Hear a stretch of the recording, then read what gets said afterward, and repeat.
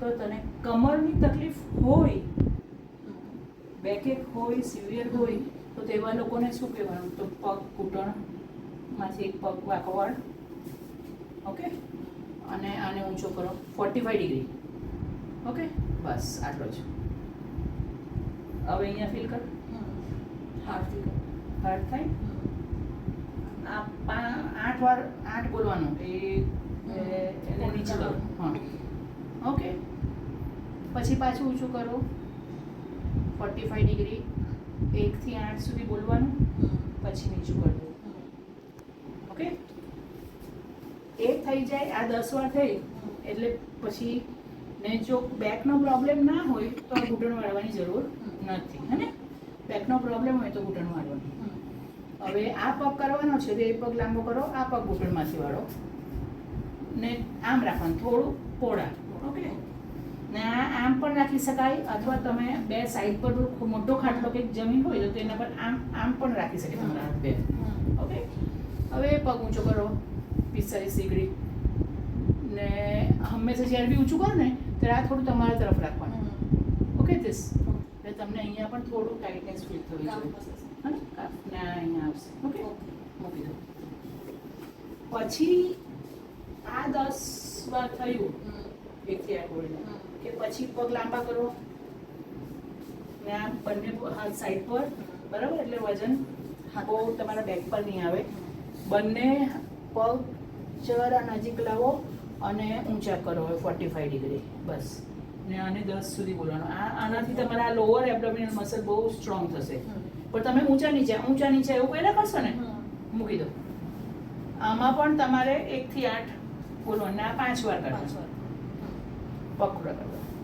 એટલે આ એટલા માટે કે આ એક્સરસાઇઝ તમારા લોઅર એબ્ડોમિનલ મસલ ટાઈટ થશે, બરાબર. હવે અપર એબ્ડોમિનલ મસલ ટાઈટ કરવાના છે. ઘણા લોકો શું કરે? ઊંચું કરે નીચું કરે, ઊંચું કરે નીચું કરે, રિપીટિશન કર્યા કરે, પણ ખાલી રિપીટિશન નહીં કરવાના, એને હોલ્ડ પણ કરવાનું, તો જ તમારો મસલ ટાઈટ થશે. ને 2 ટાઈમ કરો. પછી તમારા 15 દિવસ થાય પછી તમે એ વધારી શકો રિપીટિશન, પણ તરત નહીં વધારવાના, ક્યારે બી 15 દિવસના પહેલા નહીં વધારવાના. આ એક પગ ઊંચો કરીને તમે કરો છો, 10 વાર કર્યું, પછી એને તમે 15 વાર કરવાનું, પણ 15 દિવસ પછી એને 20 વાર કરવાનું, બીજા 15 દિવસ પછી 20 સુધી રાખો.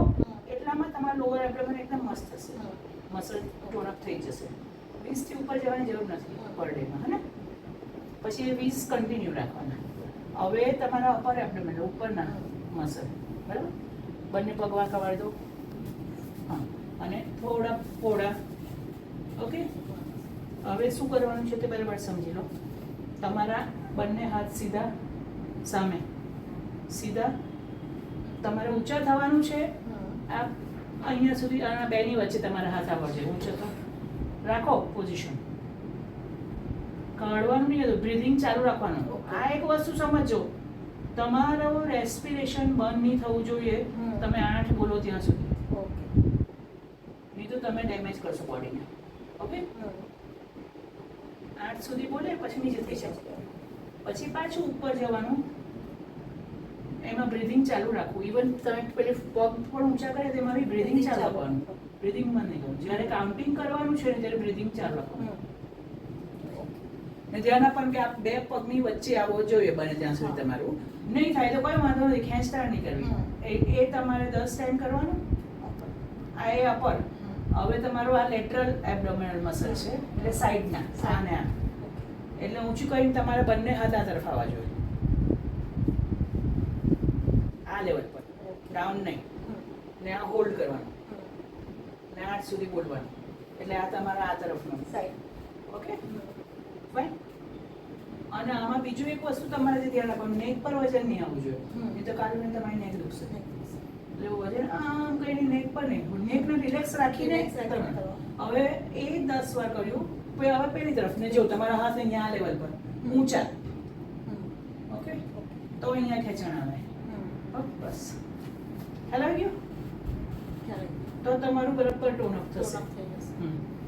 અને આ જો તમારું એબ્ડોમિનલ મસલ ટોન અપ થાય વ્યવસ્થિત ને, તો તમારા બેકના જે તમારા અડધા પ્રોબ્લેમ છે તે જતા રહે. બીજું વસ્તુ, તમે જ્યારે પણ ઊભા રહો તો હું જો અમુક લોકો પેલું ખાવાનું બનાવવા બેસે ને તો પોતાનું પેટ છે ને આમ કરી દે ને, આમ લગાડે ટેં કરીને.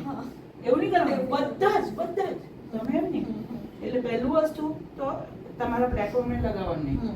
બીજું, આ હિપ છે ને તમારા પાછળ જવા જોઈએ. તમારા પગ કેટલા ખુલ્લા રાખવાના? આ જો આ નીચે બરાબર. હા, તમારા શોલ્ડર બરાબર નહીં, એટલો મોટા નહીં રાખશો તો બી ચાલશે લાંબો ટાઈમ. આ હિપ જેટલા છે તેટલા ખુલ્લા રાખો, બરાબર. અને પગ આમ નહીં હોવા જોઈએ, પાણી આમ નહીં, આમ સીધી અથવા થોડી ઇનસાઇડ આગળનો ભાગ ને આમ અહીંયા ખેંચાણ આવવું જોઈએ, થોડું બેક પાછળ. એટલે આને પેલ્વિક ટિલ્ટ કહેવાય. જ્યારે પેલ્વિક ટિલ્ટ આપણે રાખીએ ને લાંબો ટાઈમ ઊભા રહેવાનું હોય ને કરવાનું હોય તો બેક જ જતો રહે. એટલે હિપ બહારની સાઈડ રાખીને ઉપર રહેવાનું. હા, પાછળ. ઓકે, પાછળની પાછળ. સાઈડ. હા, પણ ડોનર બેક છે ને, લોઅર બેક. હા હા, તો આપણે કાર્ટૂનમાં જોઈએ ને ડોનર બેક પાછળનું એનું એમ પાછળ કરી છે સેમ. અને આ શોલ્ડર બી બેક. હા, એટલે આમ કહું થાય તમારે. ઓકે, છાતી બહાર પેલો ગુંડો ચાલે ને, હા, ડોન આમ આવો જોઈએ, તમને જોઈ લઈશ. તો આપણે હસીએ, ઇવન પરેડમાં ચાલે ને તેવી આવી રીતે ચાલશે, ટાઈટ સ્ટ્રેટ. અને થોડું એ લોકોને જોશે ને તો થોડું શોલ્ડર પાછળ હોય. So that is the ideal position, જેનાથી તમારું ના અહીંયા સર્વાઇકલ સ્પોન્ડાઇલોસિસનો પ્રોબ્લેમ આવે અને ના આ લોઅર બેક ને આ વચ્ચેના બેકનો પ્રોબ્લેમ આવે. એટલે લાંબો ટાઈમ ઊભા રહેવાનો હોય તો બી આ ધ્યાન આપજો. ઓકે.